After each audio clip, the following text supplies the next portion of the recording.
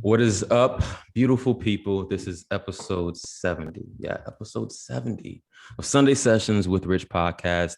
If you're new to my show, if you're a recurring, lovely listener, I love you. Welcome back. It's your boy, Richard. On this episode, wait, if you haven't already, hit that subscribe button right now before you proceed any further.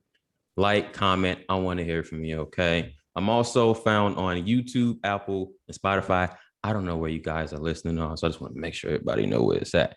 On today's episode, guys, I have a Reiki practitioner, the host of, hold on. I want to make sure, because this guest is a very special guest.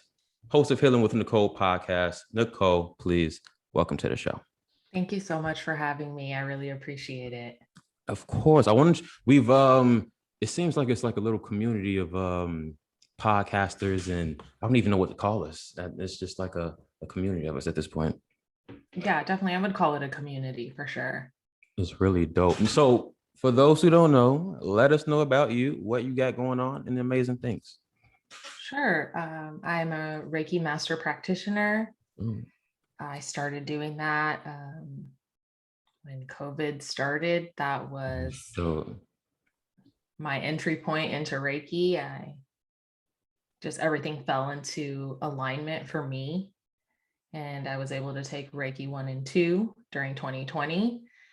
And that was really life-changing. And I was able to complete my Reiki master this year. Cool.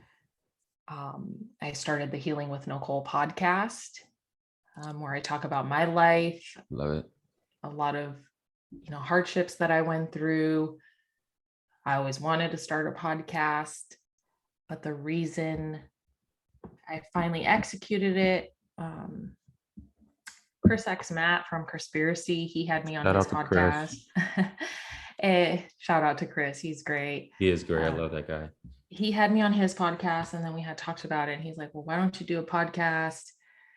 And I previously, in a different timeline, had a blog called Beauty and Beer, where I would go to craft breweries. I love how you sit in a different timeline. I love that. Yes, in a different timeline, I blogged about craft beer and beauty products. And I was trying to be an influencer. I was trying to do a lot of things during that time. And the Healing with Nicole podcast is the rawest form of me. And I do it for myself. I really had a lot of blockages in all my chakras, really, but I felt like I needed to express myself authentically, and that's where I do it. And the great thing about that is I've gotten to meet a lot of people. I've been a guest on multiple podcasts, and I also have a lot of individuals who feel comfortable in sharing their stories with me and allowing me to hold space for them. I'm also a tarot reader, oracle reader. I've been doing that for some time. I just really started reading for other people. I mostly did it for myself, for my mental health. That tarot came into my life at a time when I was very depressed, and I would pull a card a day and just kind of reflect on my day and journal and use the imagery and use that to kind of figure out my days and my depression and why did I feel anxiety. And that's where I'm at right now. And I'm very fortunate. Just recently, I wanted to learn another healing modality. Ooh. And it is called Laho Chi.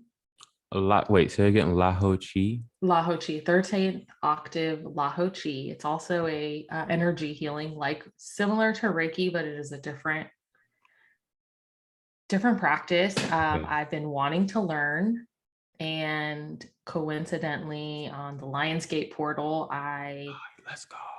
I practiced Reiki on a group of women, and we did magic all day. And one of my wishes was I want to practice Laho Chi. It is calling to me, and the course, the teacher, everything has fallen into place. Like I have chills. Perfect alignment. Perfect alignment. So I hope very soon to also offer that as a healing offering. 100%. Yeah. 100%. You were called to it, downloaded that message, and everything is aligned perfectly with it. One thing I'm noticing with this whole like journey, this whole spiritual journey, is suffering. Suffering is the theme every single time. And I'm realizing, because similar to like kind of what's going on right now in the world, you have to like, for you not to know what you don't want, or even just like to learn a lesson, you got to go through like a lot of fucking shit. But within that shit, you evolve to your best self, and then you're able to relate to people who may not know how to get to that place. So you can better, kind of like lead the way in a sense. I'm like, damn, this is fucked up when you think about it. But when you go through the healing and you eventually you come back home to self. Right. And you can only see, from the darkness, you see the light. You have to be in the dark to see that light that guides you, that leads the way for you. That's so powerful. And much love to you for going through that, for being vulnerable to share your experience, especially with your podcast. That's healing enough. Yeah, I surprised myself, honestly. I didn't expect it to create the ripple that it did. Mm-hmm. I've had individuals contact me. My first episode was like an intro episode, but then my second episode was, I talk about my issues with addiction and everything associated with that. And that's probably my most listened to episode. But also having so many people come into my email and my DMs and saying, I heard your podcast and this kind of reassured me that I need help, or you gave me the courage to speak out and seek help. And so that's been like, whoa, thank you so much for listening. Thank you so much for trusting in me to share that with me. That's powerful. And knowing that I don't judge people, because I have no room to judge with everything that's happened in my life. And with the podcast, I talk about relationships and abuse, and that episode, I had a lot of men reach out to me and say, hey, well, I was in a relationship as well, whether it was, with another man or with a woman, and I was being verbally abused and I was being physically abused. And just the fact that we're having these conversations, that we're allowing that I can hold space for men, because I feel like society holds men to a standard.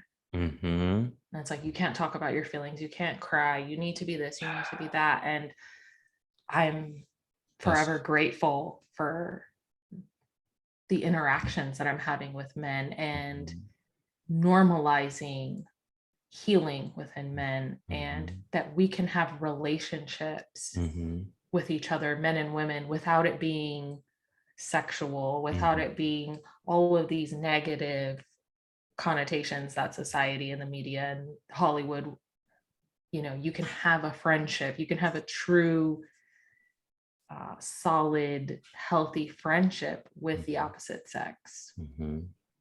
I agree. It's one one of my purpose in this life is assisting the divine masculine. So, because I've noticed this, like, for example, my little brother, he will always be so angry. And then I was like, just cry it out. And he was like, no. And I had to realize his mom, my stepmom, it's just like a tough it out kind of mentality, because she learned that from her mom. So the programming. So it's like and then how do you break that down? I guess just allowing them to see, always try to figure out how can I or a collective create something to where it's like a resource. That's what I've been thinking recently. Yeah, I feel that too. My goal is I would love to facilitate healing sessions in group settings for men to also be able to, have like a group Reiki session and then talk about it and talk about our feelings and talk about what's bothering us, what's worrying us. Because I think that a lot of us, doesn't matter, man, woman, um, however you identify, there is this pattern that I see where we feel like we have to hide so much of ourselves or suppress Why do so you much think? of our emotions. What do you think? I So I agree. really, I feel like I can speak for myself as someone who, my childhood was not an easy childhood. My father expected perfection in a lot of my life. And I felt like my voice didn't really matter. And so as I grew, I just kind of kept silencing it and letting, the stronger personalities come in and take over, whether that was in relationships and jobs even. But then you just get to a point where you realize that, this facade that I've built isn't me, but in some way it satisfies, the superficial world that we kind of live in. I wanted growing up, I've never shared this, but I wanted to be a fashion designer when I was little. I used to draw outfits and clothes and make little dolls. And my dad was like, oh, that's so stupid. Like, why do you want to do that? You should be a doctor. You should be this. And I got into retail and I worked for Express. And I remember I was very into like fashion merchandising, and I had never gone to school for it. I just loved, just setting up displays and all of that. And I remember going to the interview and I had worn head to toe, everything was Express, like accessories, everything. And, I did great in the interview. I felt like I did great. And at the end of the interview, it was a group interview. And he says, the panel, and the guy leading the panel was like, okay, everyone can leave except you. And he pointed to me. And he was like, I'm just in awe of your outfit. You're just the perfect cookie cutter Express girl. And at that time I was, I didn't have the healthiest eating habits. I was doing drugs. I was thin. I was a size 0, but in their eyes, I was this perfection. But he didn't listen to anything that I had to say. He was just more concerned about the look, the shell. And I think that we focus a lot on the shell, and so we hide what's really going on inside of us. It's that I don't know, being vulnerable. I'm very vulnerable in all aspects. It's kind of like that heart on your sleeve kind of shit. The more you keep shit in, it's suppressing it. And then also you have a voice, and it's people experiencing what you're going through and something that you've done that helped you that could help somebody else. So it's kind of like I'll be selfish not to share that part of myself. You feel me? I'm a very giving person. Well, we're relatable. Like, I think that society has taken that away from us too, where it's like, I want to be like this influencer. I want to be like this person. But in reality, I could relate to you. You could relate to me. We could relate to each other. We could create a community. We could be stronger. But I think that keeping us in our own little shells is what they want.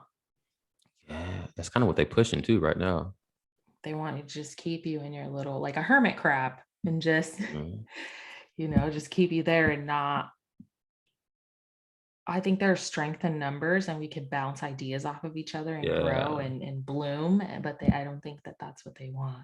Because then you start thinking, and thinking becomes action, and then you wake up, which is exactly what's going on right now. Exactly what's going on. I was having a conversation with a friend about this, and it was about the vaccine passports, and you have to, get it to go to stores and blah blah blah. And I was channeling in that moment, and then and it came to me, and it was just like everything that's happening, it has to be so outlandish to where you have no choice but to wake up. Right. You've been in a deep ass slumber. It has to be like there's something that just like a Truman Show. There's something that just like, hey, that's not the normal routine. And then you start questioning, wake up and revolt, which is happening right now. We came back in a beautiful time. Yeah, I look at this time as challenging, but for me, everything just was in alignment. I wanted to study Reiki. I was like, when am I going to get the class? When am I going to be able to work with this teacher? And literally, I was in crypto. I'd never even Let's go. Done cryptocurrency, like shot up. I was able to pay for Reiki 1 and 2. It just, everything happened for me. Expansion. And so I am grateful for this time, but it is also a very challenging time. Mm-hmm. But I think from the challenges, diamonds come from pressure. I feel like so many diamonds are going to come from this, because people are saying, hey, I'm not going to work here anymore. I'm not going to do this, like taking their power back. Mm-hmm. Enough is enough. Enough is enough. Mm-hmm. It's really just fighting for your freedom, and realizing that, we're all human beings. We are all, at the end of the day, you want to know that you live a fulfilled life. Right. So when you look at it from that perspective, what does that look like? And you have to be selfish with yourself when it comes to your happiness. If something doesn't feel right, you have to honor that feeling, because that's your inner beings telling you, hell no, don't do that shit. But so many people have lost that connection with their gut. Before I started doing drugs, before I even went down that avenue, I was hanging around with the wrong people. I was doing a lot of things I shouldn't have been doing, but my stomach would always hurt. And I didn't pay attention to that as my intuition or my body telling me, no, what are you doing? Instead, I went to the doctor and he was like, oh, I think you got like a stress ulcer, and gave me pills for it. So I would just pop these pills and not think about it and ignore it. And I feel like so many people right now just don't hear that little voice, or they don't listen to their body. They've lost the connection with self, physically, mentally, emotionally, spiritually. You're trying to suppress. So therefore, that's in all different forms. You can, distractions, if you smoking, drinking, or even just scrolling online all day. Right. Just something that distracts you from that feeling inside that's telling you something isn't right, that you're not addressing. You're running from yourself. And I feel like a lot of people are circling back to themselves. And it's not easy, for sure. It's not easy. And a lot of people are, don't know how to deal with that. It's, I don't know, because I've had my depression started when I was, I want to say like 7th, 8th grade, honestly. Yeah, right. First panic attack in 8th grade. 8th grade? Because my father passed when around I was 12. So that was like that first traumatic like experience. And then typical trying to find yourself, who are you, not properly knowing how to mourn kind of shit. Yeah. And then you just suppress your emotions. You don't cry. You just got to kind of like keep going. And then you get older, You have wounds from your mother that manifest into relationships, not treating, women the way that, they are supposed to be treated. And then it's taking it even a deeper downward spiral in my mind, just questioning, like, is this shit even worth it? And then had my spiritual awakening, and it showed me that I'm here for a reason. I just have to put the pieces to the puzzle together. But the puzzles are me. But I have to do the inner work to make sure that I'm leaving here clear and fulfilled, whatever I'm supposed to do. Do you feel that your awakening or that change, did it happen at like you got it all at once, or did you? No, it was so I talk about this in my book as well. I was just came back from college living with my mom. And I'm sitting in her living room. I was sleeping on the couch at the time. And someone I went to college with recommended a series to me, The Secret, on Netflix. And I ended up watching it. And then I still remember this vision. I was sitting there and I see like an explosion go off in my head when it was just everything you think manifesting your reality. And then it just clicked. I was like, what? And it was like that little gaming moment where like everything just started making sense. I was like, whoa, okay, bet. This is weird. It's a lot of adjustment to it. So now I have to be held accountable for what I'm creating in my reality. That's a big time job. I struggle. I still struggle at times, but I fucking super struggle. I asked you that because I feel like for me, it was it was like levels maybe in like a video game, or you think of like 100%. Zelda. I used to play Zelda a lot when I was a kid. Love the but game. It's like, Love the game. but I just felt like there were times where I was like, oh, I figured like I stopped doing cocaine. Great, you stopped doing cocaine. And then I got a new job and oh, you're doing great. And then cool, I'm doing cool. I'm making all this money. And then, oh, well, here's this other substance that wants to creep in. So now it's like I'm back down a level.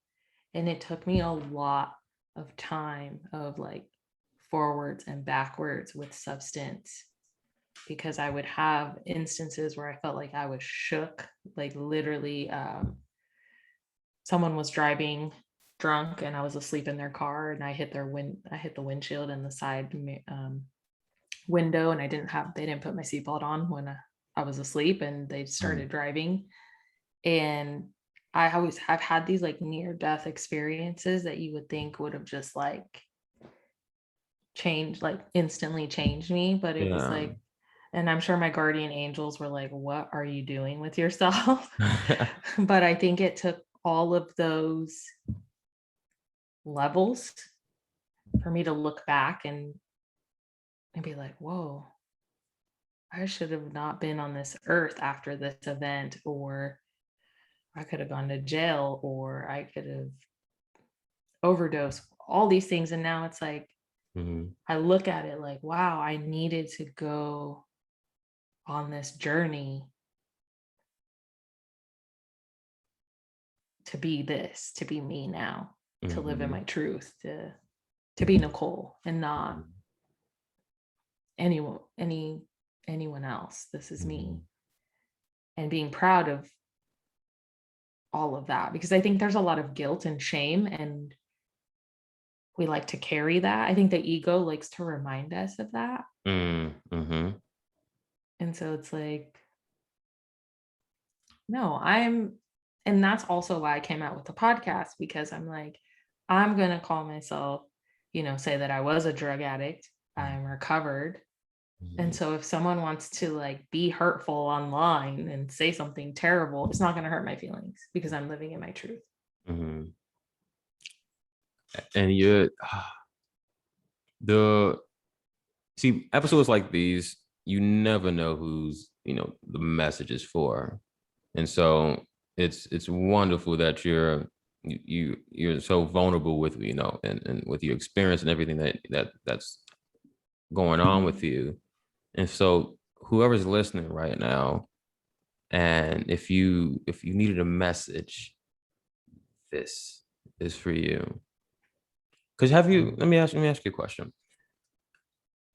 When let's say you're scrolling on Twitter, for example, and it's a message or a tweet. Well, yeah, tweet, Richard.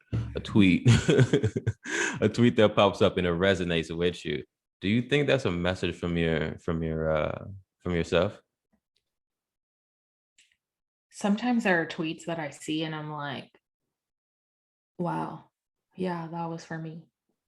It is I needed that today. And sometimes I'll be that person and I'll send someone or I'll comment like, I so needed that today. Like, it might not even be somebody that I follow. Like someone might have retweeted that and it's in my feed. Like, I'm grateful for Twitter. I've made so many wonderful connections. You can't beat Twitter. You honestly can't beat Twitter. I like Twitter. I was on Twitter before under a different handle and I was in a really dark place. So I wasn't seeing all the positives of Twitter. And then I was in this in between, like getting everything in my emotions together.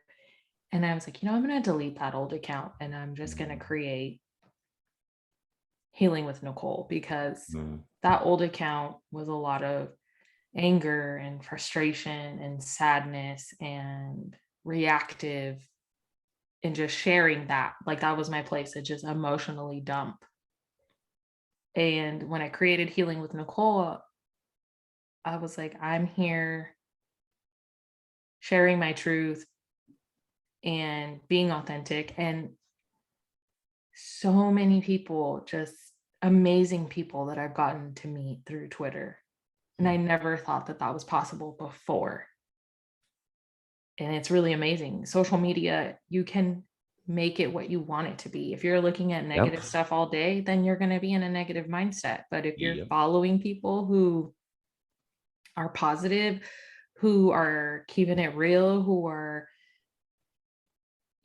trying to lead the way or walk with you, because that's walk together to get through this, then I feel closer to people on Twitter than I do in real life right now. Yeah, that's true. That's so true. I've met so many connections. Yeah, it's so dope. It's honestly so dope. And this for us to even have this conversation, we met off Twitter. Yeah. It's like, oh man, so I know it's a lot of, the media is pumping out a lot of fearful shit right now, scaring people to scare tactics to get them to get the little, poke thing. Yeah. Little poke. I wanna, so I don't know how the fuck to say this. I just want people to just not listen to what the media is saying. Just keep it frank and keep it brief. Yes, it is and I feel like people think like I don't believe there's a virus going on. I 100% do believe there's a virus. And with that virus, it's just like the flu, XYZ. Now, if it's gonna be here for a while, you're just gonna have to get used to it, build your immune system. Correct. Now, what I will say, and I want people to question, the media is saying, there's so many cases, but what about the deaths? So if you're testing for something, and of course it's going to come up with that marker, then of course the number is going to be what it's so. But if you adopt into that shit with the fearful of it, your body is going to manifest it. So if you're a mom and you're saying, oh, I don't want my son to get sick today, or I don't want my son to fall, you're projecting that reality on him, and then he's gonna end up doing that shit. That was my little rant. Sorry. I think with that, and it's really interesting because this actually happened this morning. So there was a creative studio that I was going to go work at. Just like a place where creatives go, like if you want a podcast or if you want to create t-shirts or do paint, they have like rooms for you, or collaborate, you can meet there. And they posted something saying, well, if you want to come work, collaborate or work on your art or even enter this building, you have to have the poke. And I didn't comment a single thing on there. I did notice that an artist commented, no, thank you. And so I liked it.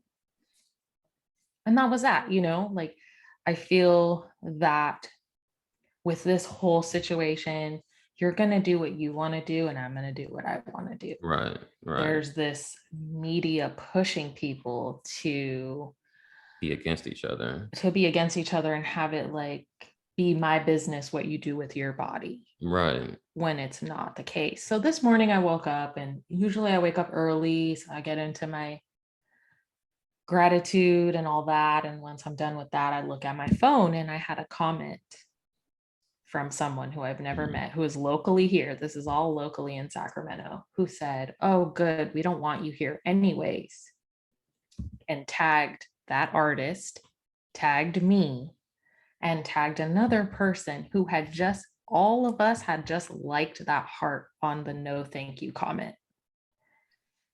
And I literally sat there like, you really took the time to look and see who agreed by saying no thank you. There was nothing rude, there was nothing argumentative, and then proceed to blast our pages on this other person's page. You just triggered them, to be honest. So that was. And so I literally sat there and I was just like, because the old Nicole, like 10 years ago, I would have flashed like hard. But I was like, and I really went back to that moment and I was like, is it really worth it for me to feed this energy into this person who's clearly wanting attention, who just wants to start trouble, or who might even be a bot? I don't know. Either or is the same shit. Either or is just, it's a waste of my time. It's a waste of my energy. And if I feed into it, it's gonna keep feeding into me. So I said, you know what? I looked at it. I blocked that person. But before I did, I was like, you know what? Peace be with you. I hope everything's great for you. I didn't say anything to them, but I just said that out loud. No, yeah.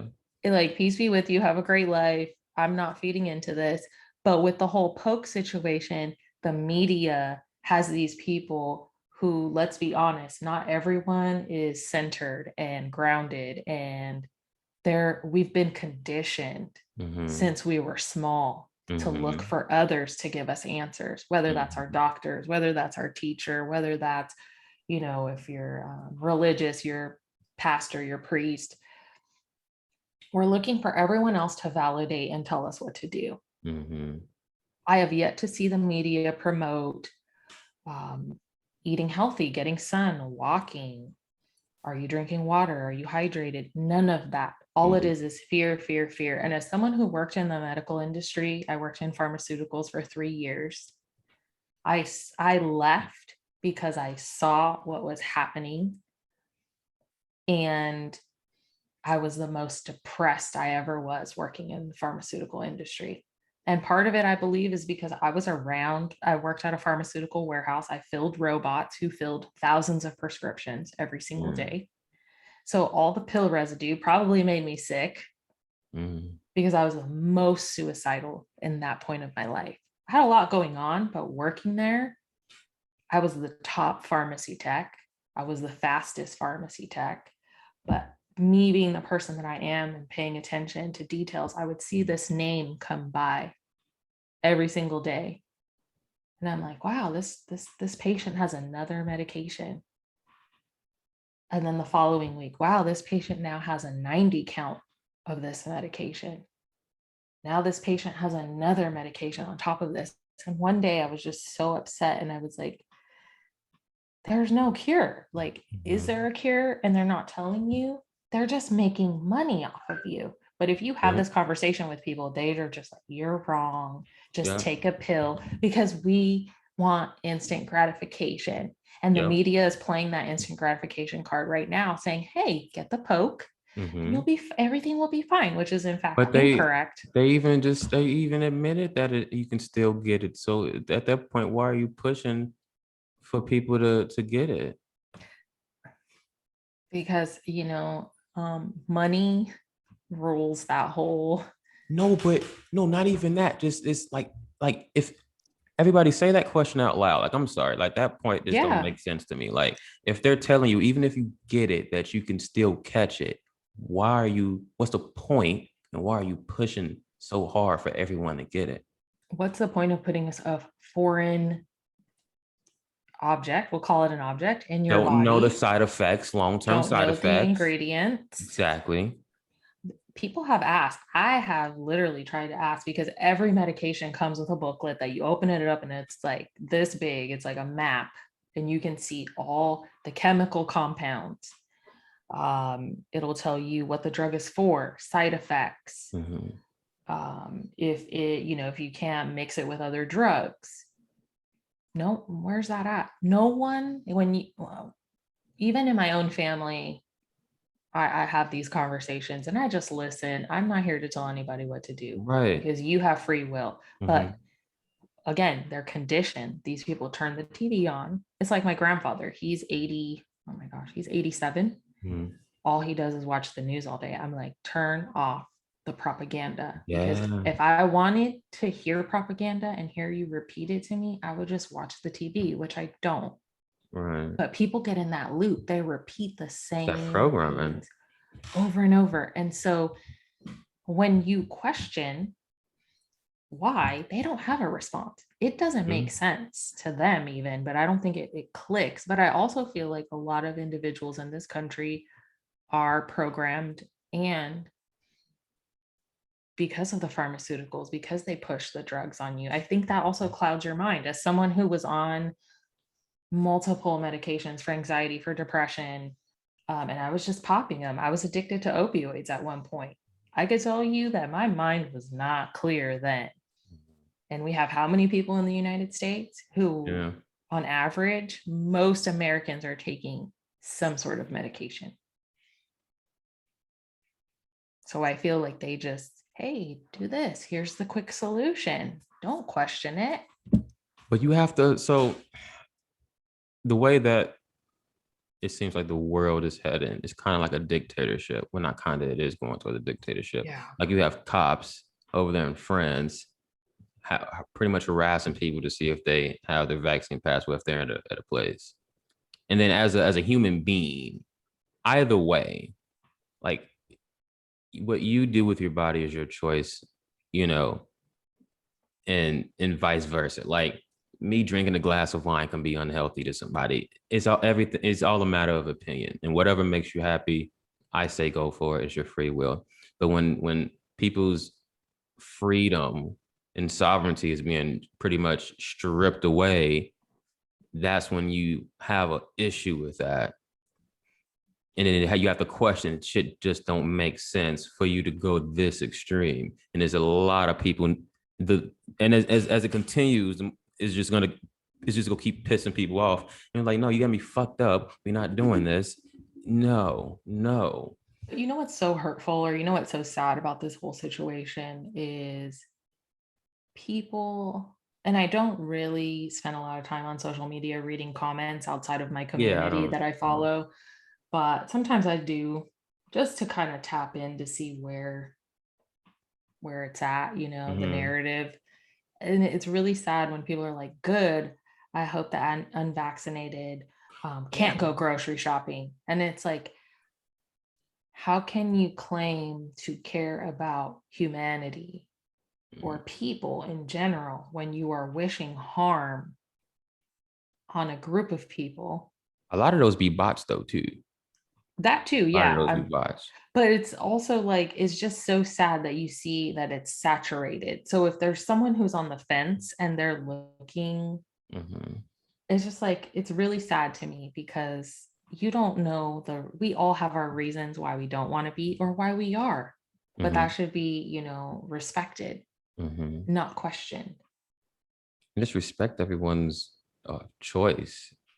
Like before, you didn't force people to get the flu. You didn't do all this shit. All There are it so was, many airborne pathogens that you can get sick from.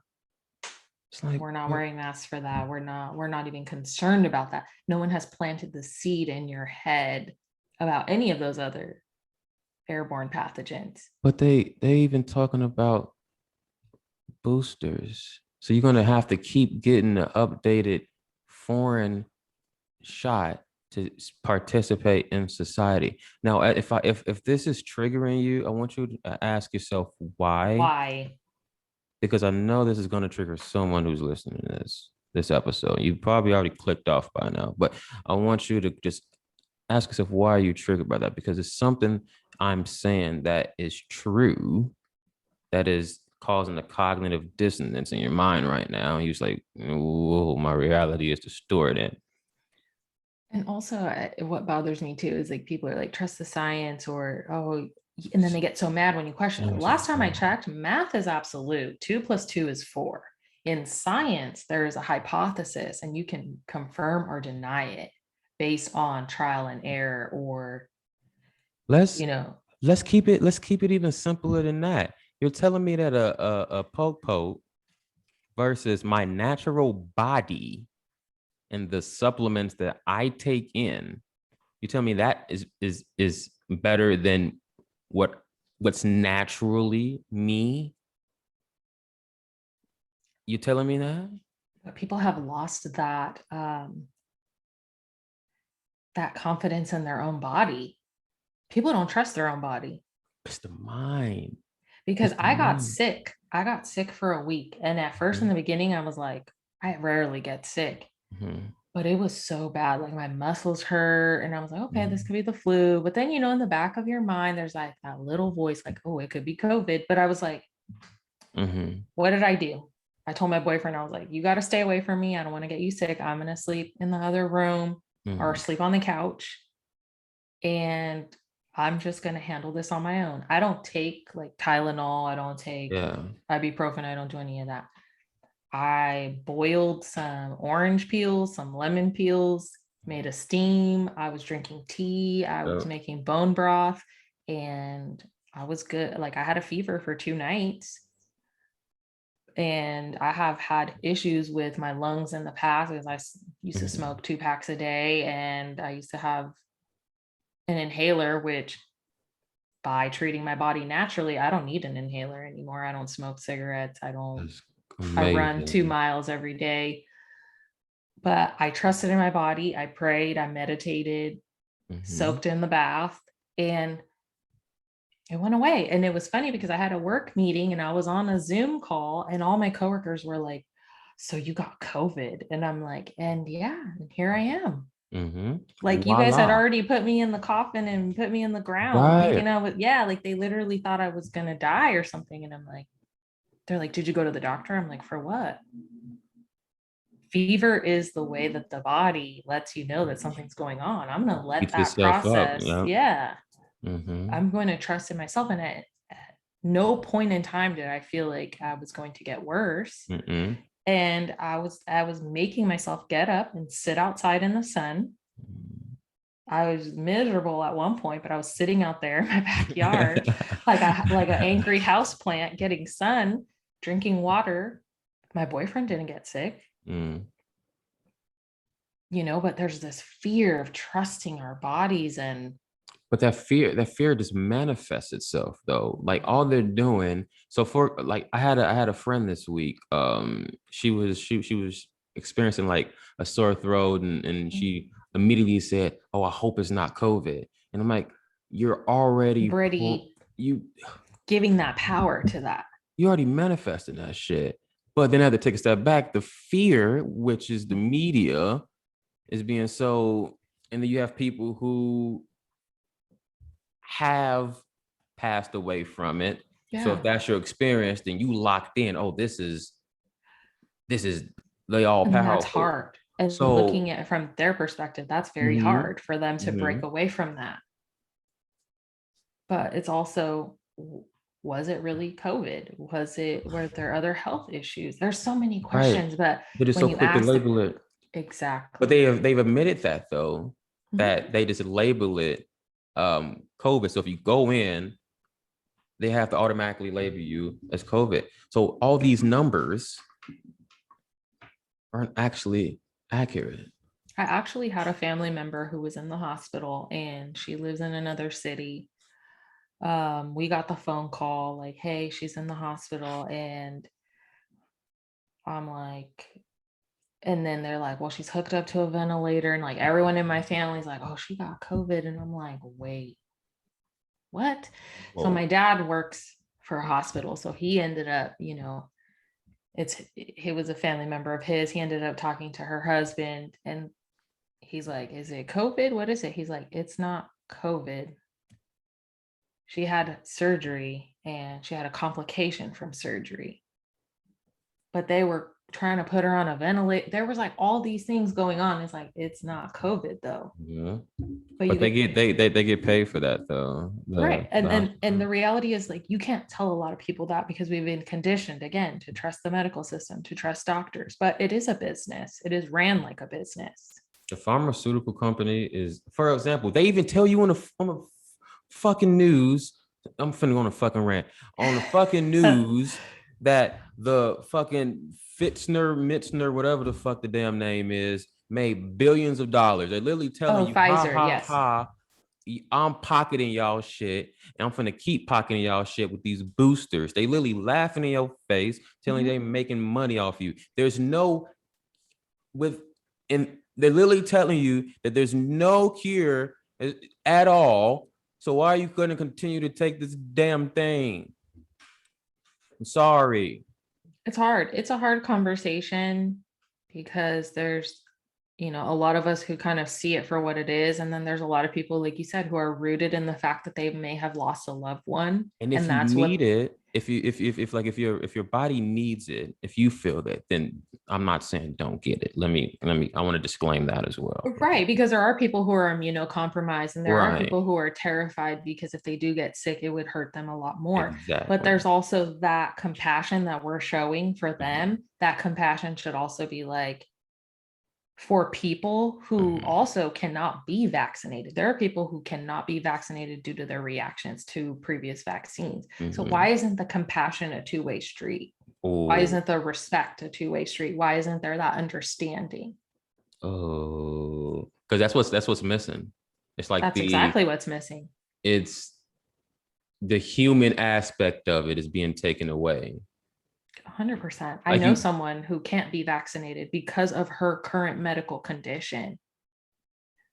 But if she were to say something, what is a third party going to say? Oh, you're just an anti-vaxxer without knowing anything. They're just making the assumption. That's the label that they're throwing out to have people rumble. They're teaching people to have the audacity to assume without looking into things, without having conversations. Just assume about other people without talking to them, like saying, hey, well, how come assuming that I'm anti-vax, yet I was vaccinated for how long growing up? We were all vaccinated for how long growing up? Right. I'm not against vaccination. I had to get a vaccine when I went to Nicaragua for malaria because, and I did it because I was like, I don't want malaria and whatever, but I'm against this because normally a vaccine takes how many years to go through? You did this in creation, fucking months. Testing, animal testing. There's a series of animal testing, starting out with small animals, going to bigger animals. Then there's human trials. We skipped through all of that. But I think it's also these corporations, the government, whatever, however you want to label them, take advantage of the fact that the ignorance, and there's nothing wrong with being ignorant. But they created the ignorance though. Correct. It's all programming. And so it's hard because I'm a compassionate person, and I have friends who are vaccinated, and I have never once questioned them. I'm like, cool, I respect it. If you want to wear a mask when we go out, cool, I respect that, because I don't know what you're going through in your mind. I don't know what you're feeling. And they have that same respect for me. And so it's really hard for me when I see other people being so nasty to each other or to other people. Like, how do you go to sleep at night with all this like negativity? And it's hatred. It's complete pure hatred. And it could be bots, but I think there are some, I've actually heard it out of people's mouths, and it's just like, wow, like, is there something that you're upset about? It's you want to know what it is? So it's a constant fight or flight response, literally 24/7. So they're always going to pick me. It's all about me. If you're not doing this because if you don't do this, that threatens my life, which means I'm not here. So fuck you. That's literally. Yeah. And, you know, I have my beliefs and I believe in certain things and I trust my body. And who knows, maybe down the line that could change. It's okay to have a different opinion down the line. It's okay to agree to disagree. It's okay to grow out of beliefs. So it's okay. You don't have to stay stagnant or feel like you have to constantly defend something. You can grow from it and say, hey, you know, I actually did believe that and I was wrong, but now I believe this and I've grown as a person. But it's not even wrong at that point, because everything is true. Literally, everything is true. But it's about, did your awareness change? Did your perspective change? Correct. What caused that? What caused it? Because someone listening to this episode right now could be like, no, you're wrong. But if someone else can see it from our perspective and their perspective, and it's right. Yeah. It's all about perspective. It's all about perspective. It's all about situation. I think about, you know, when COVID started, I immediately thought about my grandmother who passed away, and she had cancer. She had stage 5 pancreatic cancer. So I try to put myself in the mindset of other people. If she was alive right now, she would be like I would have her in a bubble. Like I would be. See, I thought about that too. You know, because mine passed recently as well. And I thought, like, if it was, and it's then again, if it's all about a situation, experience, right? well, then I'll be like, damn. Because, for example, and I'm gonna just say this because whatever. What if my grandmother got sick during that time and then she transitioned? What if I thought, oh shit, it was COVID? Then now, you know, and I'm like, damn. Yeah, I think about all those scenarios because I don't like to be harsh with people, or I try to understand. Point of views. I think it's important. All we ask is for you to question. Yeah, that's it. If you want to, I mean, you don't have to. You could do whatever you want because we all have free will. And it's hard sometimes. I think we want things to go a certain way, and I'm sure that they want things to go a certain way, but all we have control over is I have control over me, my health, my mind, my spirit, and you know, and that's all I can do. That's all you can do. Nicole, I always end the show with this question. What would your message be to humanity during this time? I would say to be kind to yourself. I think that when we're kind to ourselves, that it makes it easier for us to be kind to others. And if that's something that's hard to do, asking yourself why it's hard. And lately, this has been a big message for me, is telling people that they do deserve love. You do deserve compassion. You do deserve kindness. You deserve that. You should have that every day. Guys, I hope you enjoyed this episode just as much as I did. It's very powerful, and I hope you take something out of this, at least a change of perspective. It can be something small, but take something out of this episode, different perspective, and the main theme is just hold compassion for everyone's viewpoint and respect each other. And we're all in this together, and we're all love, and we're all consciousness. So start fucking acting like it. Episode 70, Sunday Sessions with Rich Podcast. I love you guys. Hit that subscribe button, like, comment. I want to hear from you. Nicole, thank you so much for being on. Thank you so much for having me. I will include all of Nicole's information at the bottom of the screen. You guys are awesome. Love you guys as always.